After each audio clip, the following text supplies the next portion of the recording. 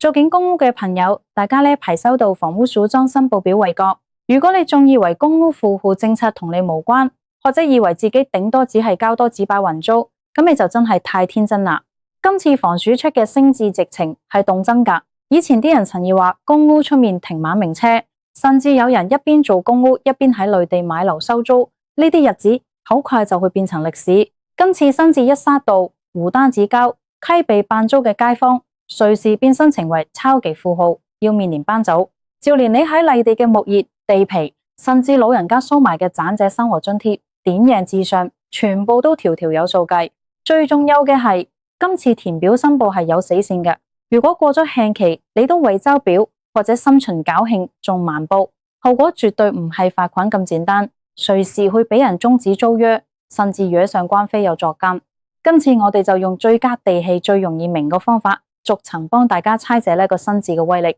首先，大家最關心嘅一定係究竟幾時有交表？今次升至嘅申報表，房署一早就定明咗限期。通常每一輪嘅大申報，街坊們都必須喺指定年份嘅10月31日之前填妥，並且交回屋邨辦事處。大家千祈護好，睇守呢個日期。以前可能遲收手交，隨同經理講聲講句護好意思，返工忙，或者仲可以寬限旨意。但依家房署講到明，如果無合理理由而又拒絕申報，或者過咗限期都唔交表，房署係可以自己發出遷出通知書，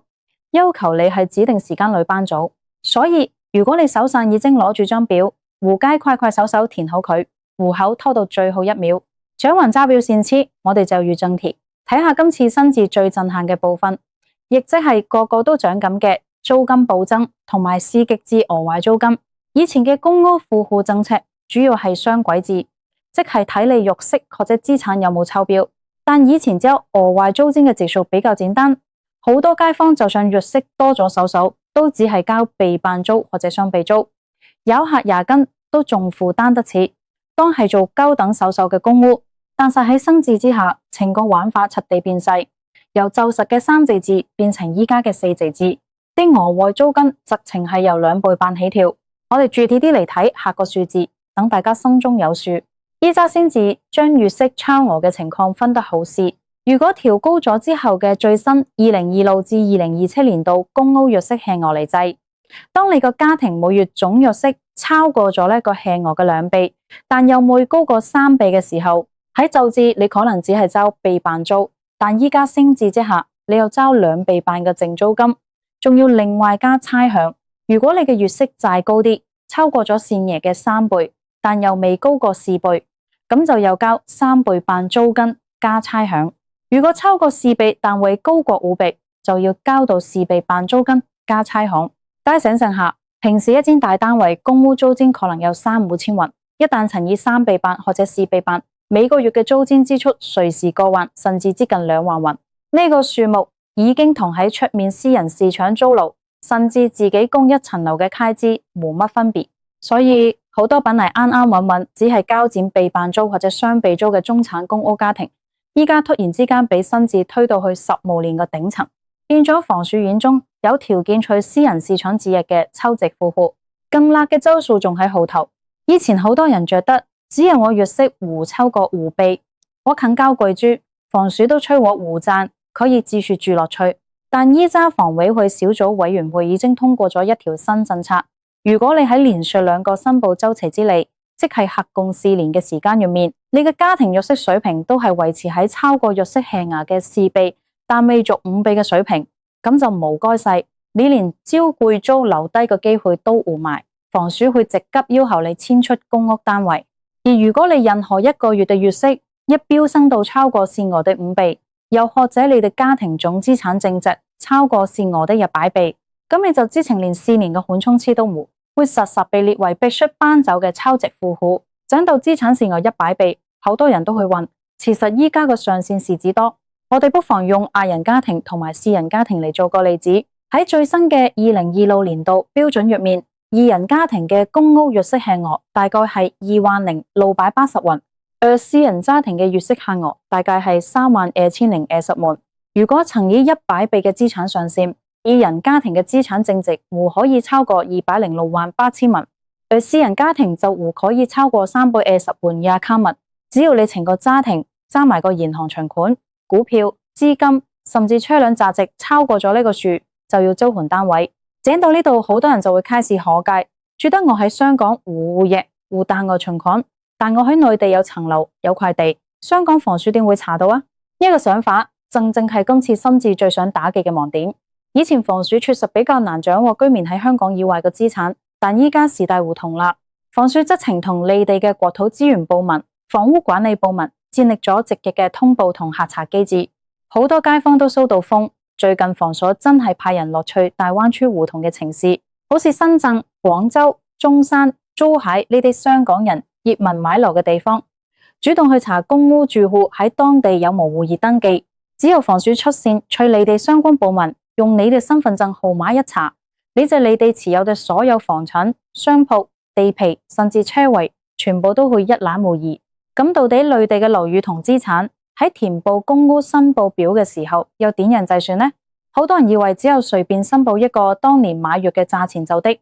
甚至有人以為內地戶役唔算數。其實房署嘅指引寫得好清楚，所有香港以外嘅戶役，不論係內地定係海外，全部都有納入家庭總資產淨值裏面去記。計算嘅方法咧係這樣嘅，你必須要申報這個內地戶役，就係申報期末嘅市價，戶錯是依家嘅市場價值。戶是你10幾年前用幾十萬買入嘅歷史價，街坊可以透過內地官方認可嘅房地產評估機構出具嘅報告，或者參考當地同類型物業近期嘅成交價嚟做估算。支還個市價之後，如果你層樓仲有障眼啫，未供還嘅話，你可以扣除截至申報當日銀行仲未清還嘅貸款餘額。即係話，內地資產嘅淨值就等於戶役現時市價減除未清還嘅按揭貸款。另外，如果層樓你戶勢獨資擁有，何勢同內地嘅親戚或者兄弟姊妹聯名持有嘅話，咁就按你佔有嘅業權比例去計。例如層樓依家值100萬人民幣，戶座按揭，你佔有5層業權，咁你就有將相當於50萬人民幣嘅資產折合返港幣填報喺你嘅資產申報表裏面。除咗戶役之外，你哋嘅土地、好似農地或者自建房嘅地皮依然要記。如果塊地唔公開嘅市場成交價，房署會參考當地政府定出嘅基準地價嚟去評估你嘅資產值。所以大家千祈唔好心存僥倖，以為房署查唔到。最近已經有好多真實個案，有住戶因為瞞報咗喺廣東省嘅物業，結果俾房署透過資質查到，不單止實時收回公屋，戶主仲因為涉嫌作假扣供，違反房屋條例而被起訴，最後判咗坐監。除咗內地樓之外，今次新智仲引起咗好多基層家庭，特別係同長者同住嘅家庭一陣恐慌，個個都喺度問我屋企嘅老人家每個月都有領取社會福利署嘅長者生活津貼，即大家俗稱嘅殘薪徵。咁呢筆錢喺公屋富戶政策下面，究竟要點樣計算？會唔會因為攞咗殘薪徵，搞到全家超標，變富戶有班走啊？針對呢個問題，大家可以先鬆一口氣。因為房署對於長者同埋特定福利金是有豁免機制嘅。首先，我哋有分清楚月息同資產兩個概念。喺月息計算方面，社會福利署發放嘅長者生活津貼、高齡津貼、傷殘津貼以及綜合社會保障援助，全部都計獲得房委會豁免計入家庭總月息嘅。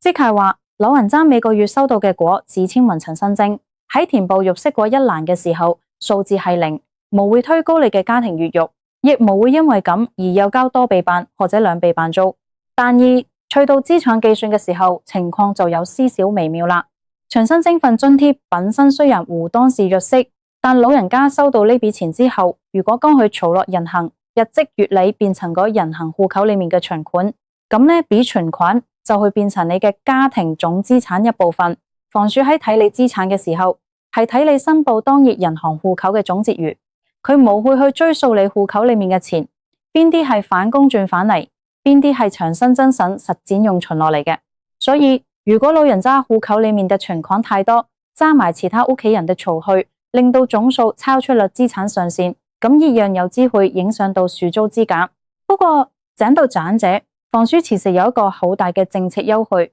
好多人都忽視咗。根據現行嘅富戶政策，如果整個公屋單位裏面嘅所有成員年齡都已經年滿60歲或以上，即係成個戶口都係由長者組成嘅純長者戶，咁呢個家庭係可以獲得全免。戶主有按富戶政策作出預息同資產申報嘅，但如果屋企間長幼同住，隔係有60歲以上嘅老人家，但同時又有30幾歲、40幾歲嘅仔女一齊住、一齊返工，咁成個住戶夠依然有2年申報一次。不過即使有申報，房署對有長者嘅家庭在資產事項上都有寬免。如果住戶人數係1人至3人嘅小家庭，而裏面所有成員嘅年齡都超過55歲，雖然入息限額不變，但佢哋嘅家庭資產淨值限額係會自動調校到等同於4人家庭嘅限額。以依家嘅標準嚟講，即係直接放寬到310萬港元。另外，好多長者退休嘅時候會領取到一筆過嘅長積金、實業退休保障計劃嘅退休金，或者因為屋企人過身、受傷而拿到一筆過嘅保險賠償同財政援助。呢啲一筆過嘅非經常性款項，只要你能夠出示相關嘅證明文件，證明呢筆錢係退休金或者法定賠償，咁喺計算家庭總資產嘅時候，呢啲款項係可以全數扣除出嚟，唔至於資產上限嘅。所以大家只有清清楚楚將啲文件交俾房署睇，老人家嘅長生證同埋退休證基本上係冇會成為逼走你哋嘅炸彈。聽到呢度，可能好多街坊都會覺得好大壓力，覺得依家政府查得又嚴，租金又加得咁震，一旦自己不慎踩界變咗富戶，究竟前路應該點做？此時面對星字沙道，與其每日擔驚受怕，倒不如早啲做主動，為自己同屋企人規劃定條出路。通常變咗富戶嘅家庭有自覺比較長遠嘅應對方向，呢個方向而係最自覺，房署最想見到嘅就係利用綠表資格去置業上車。大家都知公屋住戶買居屋或者類置居，勢擁有最高嘅優先權，無需要同私人市場嘅人去爭代表名額，而且仲可以享有成數好高嘅政府按揭擔保。以前好多富戶覺得反正每個月交首巨租就可以自住做，唔會拎幾百萬出嚟買樓供樓，但依家先至之下要交到3倍半甚至4倍半租，加上連續4年超標就要長置班組，呢個誘因就迫使好多富戶下定決心，自行行數每個月都要俾過萬元租金出嚟，倒不如將呢筆錢變成供樓嘅開支，起碼層樓最後係屬於自己嘅資產。每年房委去推出類置居或者新居屋嘅時候，富戶們都應該主動去操，因為呢個係將公屋福利轉化為私人物業嘅最好機會。第二個方向就是考慮分戶或者刪除戶籍，呢個方法通常適用於啲仔女開始長大出嚟返工賺到錢嘅家庭。好多時候公屋單位之所以超標，唔係因為父母賺得多，而是因為1-2個仔女踏入社會之後，人工開得高，揸埋一次就推高咗成個家嘅總入息。面對呢個情況，如果仔女自己本身都有打算搬出去自力，或者有能力喺外面租樓買樓嘅話，戶主可以選擇去屋邨辦事處申請刪除仔女嘅戶籍。一旦將高收入嘅成員刪除咗，留低嘅父母入息就會回落返去正常水平，咁就可以自說安穩咁住喺原本嘅公屋單位，唔使再交貴租或者被逼遷。不過有留意，刪除戶籍之後，如果住戶人數減少咗，房署喺過了一段時間之後，可能會視乎情況，要求留低嘅老人家搬去試一點嘅適當單位。呢點喺作決定之前一定要知清楚。第三個方向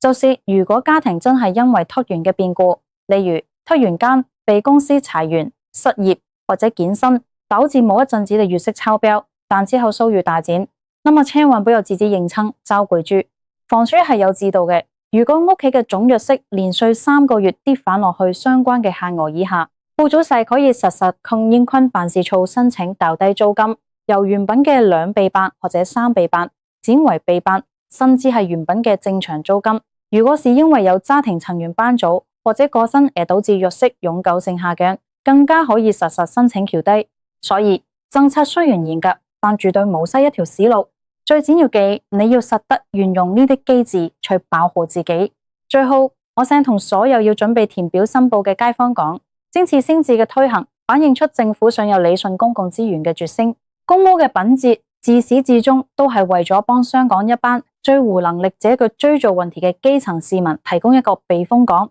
當社會上仲有幾十萬人排緊隊做緊環境惡劣嘅房，等緊一個上流機會嘅時候，如果一班已經賺到錢，甚至喺外地有資產嘅人仲繼續霸佔住呢啲珍貴嘅資源，對整個社會嚟講，確實係唔公平。面對今次新制，大家最需要做嘅就係開誠佈公、如實申報你手頭上嘅糧單、稅單、年限月結單、投資戶口記錄，以至類地戶業嘅文件，全部都有整整齊齊備份好。填表嘅時候，每一項支出、每一筆月息都要對清對楚，千祈唔好因為一時嘅貪心或者僥倖去瞞報或者漏報。依家大數據、跨部門、跨境聯網嘅核查威力已經遠超大家嘅想象。用一個大話去掩飾一個資產，最後換嚟嘅可能是幾年嘅監獄生涯，同埋全家人無家可歸。咁樣做真係一啲都唔划算。希望今次嘗試嘅拆解可以幫到各位正面對申報問題嘅公屋街坊，記住交表嘅限期，早啲準備好文件，算清自己個入息同資產，一起做個精明又奉公守法嘅香港人。